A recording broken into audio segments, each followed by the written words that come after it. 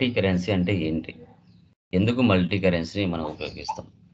ఇప్పుడు not only domestic purchases sales, అంటే ఒక బిజినెస్ స్టార్ట్ చేసిన తర్వాత సిటీ లెవెల్లో మనం ఓన్లీ డొమెస్టిక్ అంటే ఇండియాలో మాత్రమే పర్చేజ్ చేయడం, సేల్స్ చేయడం జరగదు. అదర్ కంట్రీస్తో కూడా మనకి రిలేషన్స్ ఉంటాయి. అదర్ కంట్రీస్ నుంచి కూడా పర్చేజ్ చేస్తాం, అదర్ కంట్రీస్ కూడా సేల్ చేయడం జరుగుతుంది. అప్పుడు మన ఇండియా అమౌంట్ వాళ్ళ దేశం కరెన్సీలోకి కన్వర్ట్ చేసి ఇవ్వాల్సి వస్తుంది. అలా ఇక్కడ మనం చూసుకుంటే ఆస్ట్రేలియా, కువైట్, దుబాయ్ ఈ 3 దేశాలతో మన బిజినెస్ ట్రాన్సాక్షన్ జరుగుతుంది. ఆస్ట్రేలియాని డాలర్తో పోల్చారు, కువైట్ని దినార్తో, దుబాయ్ని దిర్హమ్స్తో పోల్చారు. ఒక డాలర్కి ఇండియా అమౌంట్ 54.90 రూపీస్, ఒక దినార్కి 267.59 రూపీస్, ఒక దిర్హమ్స్కి 22.31 rupees. So currency symbols create చేసుకోవాలి, రేట్ ఆఫ్ ఎక్స్చేంజ్ ఇవ్వాలి, తర్వాత పర్చేజ్ చేసేటప్పుడు కానీ సేల్ చేసేటప్పుడు కానీ ఆ సింబల్స్తోనే మనం ఇవ్వాల్సి వస్తుంది. ఈ ప్రాసెస్ ఎలా చేయాలి అనేది మల్టీ కరెన్సీ ప్రాబ్లంలో మనం డిస్కషన్ చేస్తాం. Okay, done.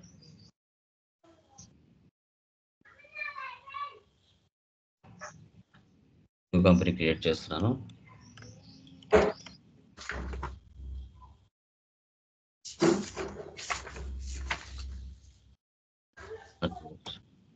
Control A, maintain accounts first option వేసి పెట్టండి. బిల్ వైజ్లో maintain inventory, integrate accounts with inventory, remove ఎక్సెప్టర్ను సేవ్, క్రియేట్ లెడ్జెస్. లెడ్జెస్ ఉన్నాయి ఇక్కడ. First capital account, control A. Next ICICI bank accounts, control A. Next purchase accounts, control A. Next Australian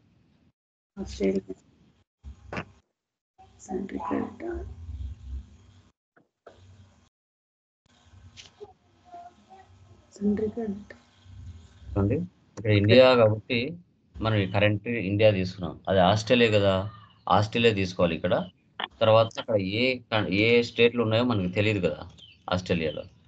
okay, so ఇక్కడ Australia తీసుకుంటాం, అక్కడ ఏం డిస్టిక్లు ఉన్నాయో మనకు తెలియదు కాబట్టి ప్రస్తుతానికి ఇండియా తీసుకుంటాను. బట్ రియల్ టైంలో చేసేటప్పుడు ఏ కంట్రీ ఉంటే అదే తీసుకోవాలి, మీరు గుర్తుపెట్టుకోండి. Next sales account, white computer world, sundry debtors. ఇక్కడ కూడా మీరు కువైట్ తీసుకోవాలి కంట్రీ, అక్కడ ఏ స్టేట్లు ఉంటే ఇది తీసుకోవాల్సి వస్తుంది.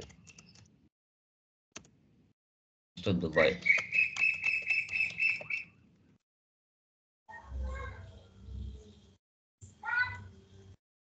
Next travelling expense,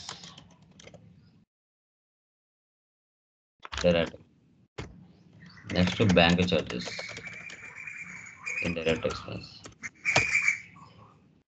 escape. Next currency. చూడండి, కరెన్సీ ముందు రేట్ ఆఫ్ ఎక్స్చేంజ్ లేదు, కరెన్సీ క్రియేషన్ చేసిన తర్వాత వస్తుంది rate of exchange. Ship to dollar,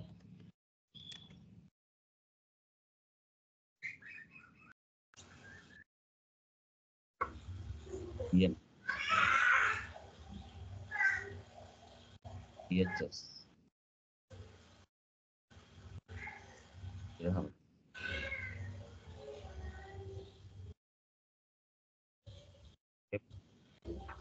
rate of exchange ముందు రాలేదు చూడండి, ఇప్పుడు వచ్చింది. ఓకే, ఒక డాలర్కి ఇండియా అమౌంట్ ఎంత ఇక్కడ 54.90. ఒక డిహెచ్ఎస్కి అమౌంట్ ఎంత 22.31. నెక్స్ట్ 267.59. కరెక్ట్గా ఇచ్చుకోండి, తప్పులు చేశారంటే ఇది కరెక్షన్ చేయలేము ఈ ప్రాబ్లం.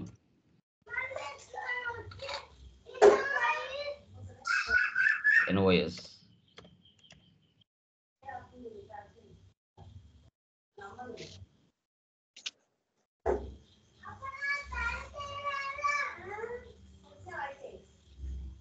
Laptop,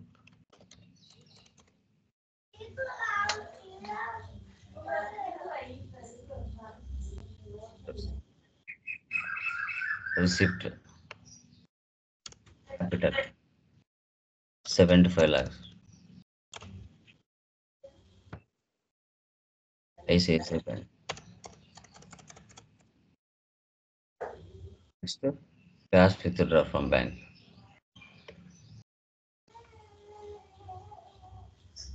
Lakh.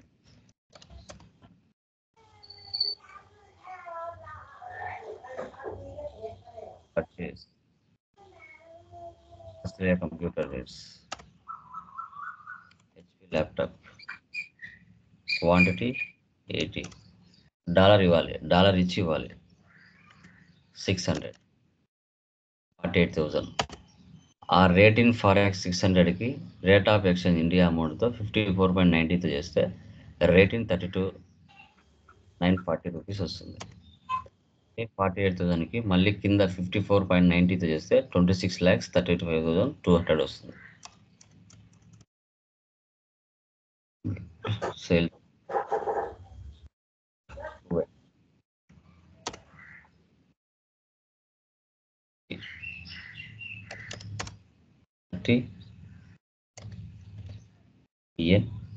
267.59. 267కి 267తో చేస్తే 71 వచ్చింది. అదే 8027కి మళ్ళీ 267తో చేస్తే ఇంట కింద 21,48,000 వస్తుంది. Dubai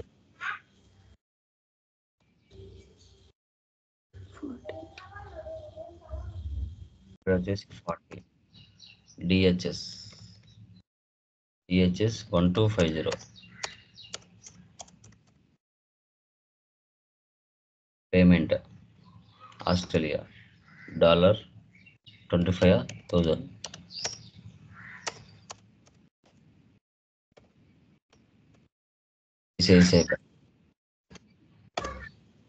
receipt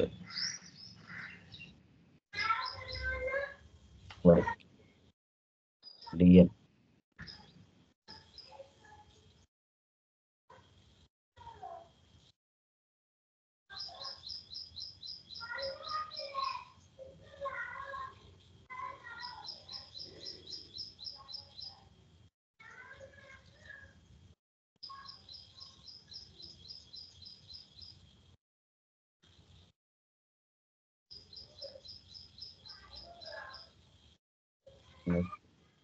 payment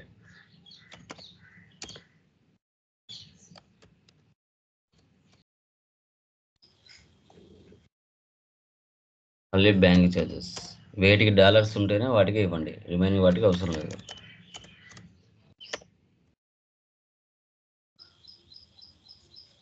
escape. రేపుకు వెళ్తే మనం చేసిన ట్రాన్సాక్షన్స్ అన్నీ ఇక్కడ ఉంటాయి. Okay, escape. Profit and loss, alt F1, expand. 9,13,832.24. Summary,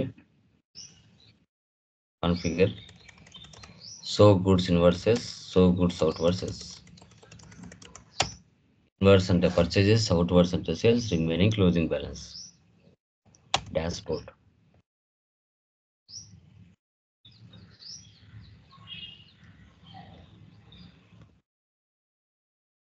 profit and లాస్లోకి వెళ్ళి ఆల్ట్ F9 అండి ఇచ్చిన తర్వాత ఇక్కడ ఆల్ట్ C ఇవ్వండి.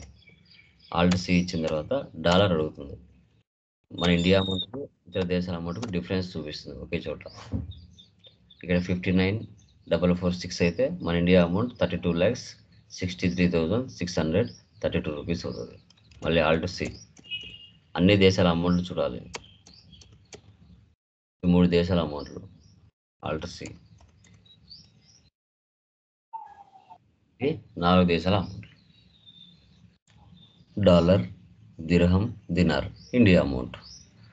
ఈ విధంగా మనం ఇతర కంట్రీస్తో పర్చేజ్ చేసినా, సేల్ చేసినా మనం ఏ విధంగా ట్రాన్సాక్షన్స్ పోస్ట్ చేసుకోవాలి అనేది ఇక్కడ కాన్సెప్ట్. క్లియర్? ఎనీ డౌట్స్ మన దీంట్లో? ఎవరికైనా డౌట్స్ ఉన్నాయండి? ఎనీవన్? ఇది మీరు అబ్రాడ్స్కి వెళ్ళినప్పుడు జాబ్ చేయాలనుకుంటే అక్కడ టాలీ ఉన్నట్లయితే ఇది 100% మీకు ఉపయోగపడుతుంది. అక్కడ ఎలాంటి డౌట్ లేదు. ఓకే, డన్ మా? ఎనీ డౌట్స్ దీంట్లో? క్లియర్. Hmm. సో ఇంకా ఫైనల్గా వ్యాట్ చూడండి. ఇవన్నీ ఇంకా నార్మల్ ప్రాబ్లమ్స్ అన్నమాట. వితౌట్ జిఎస్టితో చేసిన ప్రాబ్లమ్స్ ఇవన్నీ. ఫైనల్గా వ్యాట్, వాల్యూ యాడెడ్ ట్యాక్స్ అంటారు. ఇది మన ఇండియాలో 1 ఏప్రిల్ 2005లో వచ్చింది. అప్పుడు మల్టిపుల్ ట్యాక్సెస్ ఎక్కువగా ఉన్నాయి. ఒకే ఐటమ్ ఒక్కొక్క రాష్ట్రంలో ఒక పర్సెంటేజ్ ఉంది. ఆంధ్రాలో 5% ఉంటే తమిళనాడులో 14.2%, 12.5% అలా రకరకాల ట్యాక్సెస్ ఉన్నాయి. సో అప్పుడు పర్చేజ్ చేసినప్పుడు ఇన్పుట్ వ్యాట్ అని, సేల్ చేసినప్పుడు అవుట్పుట్ వ్యాట్ అని ఎంటర్ చేసేవాళ్ళు. అవుట్పుట్ నుంచి ఇన్పుట్ వెళ్ళంగా రిమైనింగ్ గవర్నమెంట్కి ట్యాక్స్ పే చేసేవాళ్ళు. ఒకవేళ వేరే రాష్ట్రం నుంచి పర్చేజ్ చేసినా, వేరే రాష్ట్రానికి సేల్ చేసినా సిఎస్టీ ట్యాక్స్ పడేది, సెంట్రల్ సేల్స్ ట్యాక్స్. ఇప్పుడు ఇండియాలో లేదు. ఒక ప్రాబ్లం ఎలా ఉన్నింది అనేది ఒక ప్రాబ్లం నేను మీకు పెట్టున్నాను. ఓకే. ఇప్పుడు అవన్నీ తీసేసి మనకి జిఎస్టీని తీసుకొచ్చారు. ఓన్లీ 3 ట్యాక్స్లు ఉంటాయి. CGST, HGST, IGST. రిమైనింగ్ అయితే ఉండవన్నమాట.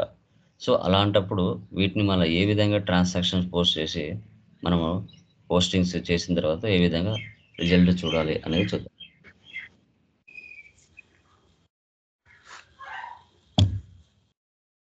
At Andhra Traders, Andhra Pradesh, control A, maintain accounts first option వేసి పెట్టండి. బిల్ వైజ్ నో పెట్టండి. Maintain inventory, integrate accounts with inventory వేసి పెట్టండి. జిఎస్టీ నో పెట్టండి. ఇక్కడ మనకి VAT, enable value added tax yes. మనకి టిన్ నెంబర్ ఒకటి ఉంటుంది, ట్యాక్స్ ఐడెంటిఫికేషన్ నెంబర్. అంటే జిఎస్టీ లేకముందు మనకు టిన్ నెంబర్ ఉండేది. మన నెంబర్ది, మన కంపెనీ నెంబర్ ఇక్కడ ఇచ్చేవాళ్ళం. 9 డిజిట్స్ లేదా 11 డిజిట్స్ ఉంటుంది, అది ఇక్కడ ఇచ్చేవాళ్ళం. ప్రజెంట్ లేదు కాబట్టి no need.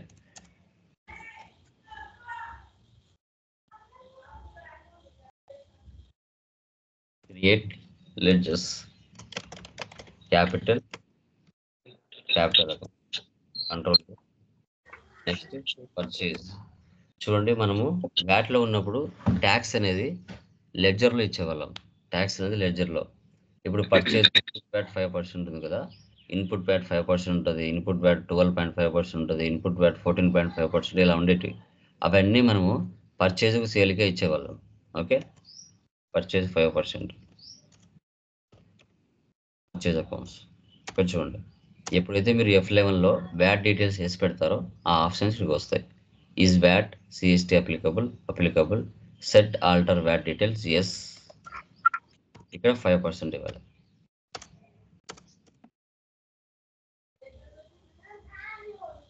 Kavya solution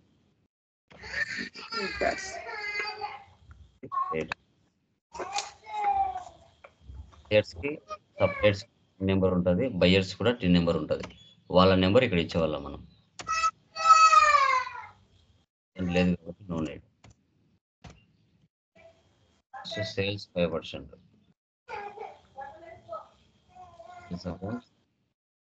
yes 5%. Next Komali merchants,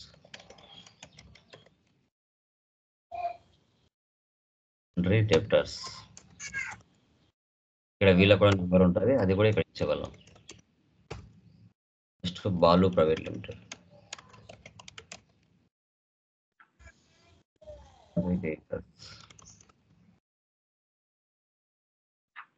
other enterprises, debtor. ఈ విధంగా మనము ఇన్పుట్ వ్యాట్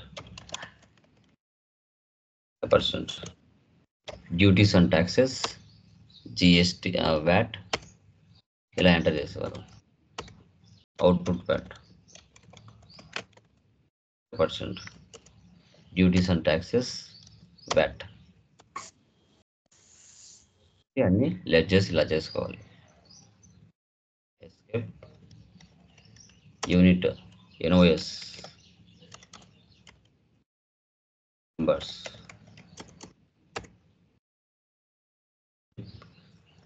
స్టాక్ ఐటమ్.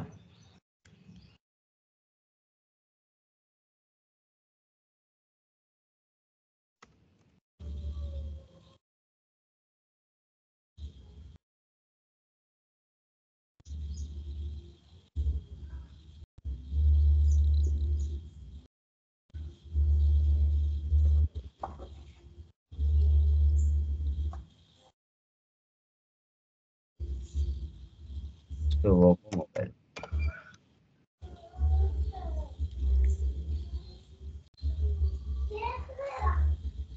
ఈ విధంగా మనం ఎంటర్ చేసుకోవాలి.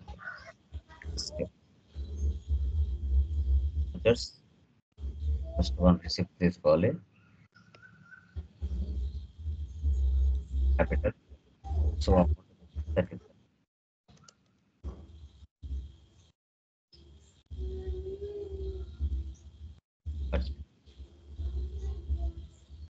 ఆగ్యా solution. So HP laptop 25,000. Next Lenovo laptop 23,000.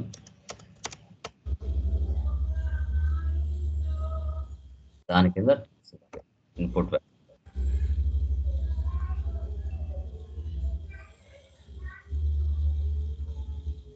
Sales Komali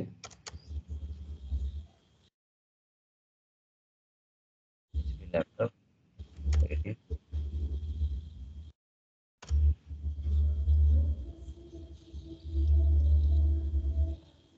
26,000. 8,78,000కి మనం సేల్ చేసాము. దాని కింద అవుట్పుట్ బ్యాట్ 43,900 పోయింది tax. is private limited.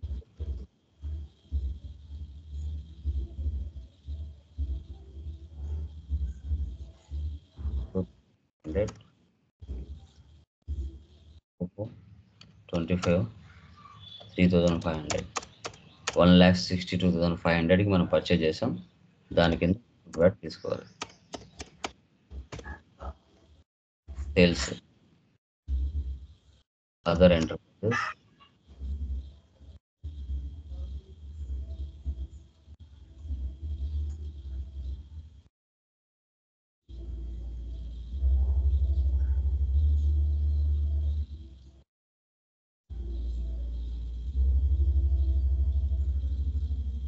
And బుక్లో వెళ్తే మనం చేసిన ట్రాన్సాక్షన్స్ అన్ని ఇక్కడ షో చేస్తాయి. Escape and loss all type. Net profit మనకి 1,45,000 వచ్చింది. Stock summary figure so goods versus so goods out versus inverse purchases, outwards and sales, remaining closing balance. Escape.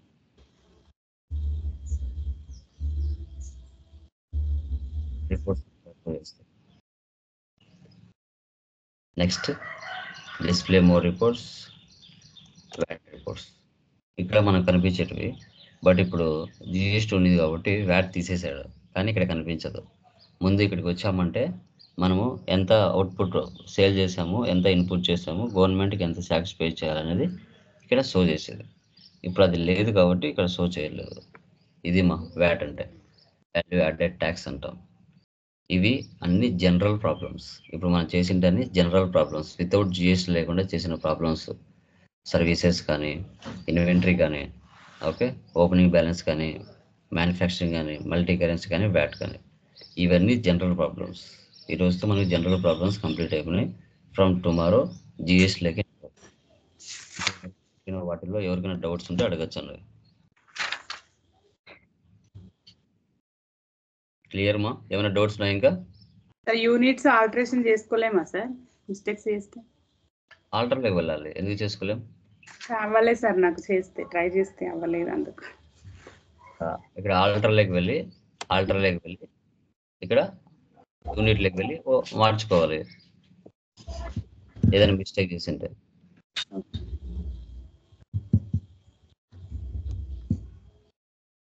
ఒకటి ఏంటంటే అవ్వలేదు అన్నప్పుడు ఎందుకు అవ్వలేదంటే ఆల్రెడీ వాటి మీద నువ్వు పోస్టింగ్ చేసింటావు. పోస్టింగ్ చేస్తే కాబట్టి చేస్తే మాత్రం కావు, పోస్టింగ్ అవుతే కావు. ఓకేనా? ఇప్పుడు కొత్తగా క్రియేట్ చేసావు, అప్పుడు దాన్ని మార్చొచ్చు. నువ్వు ఆల్రెడీ దాని మీద పర్చేస్ కానీ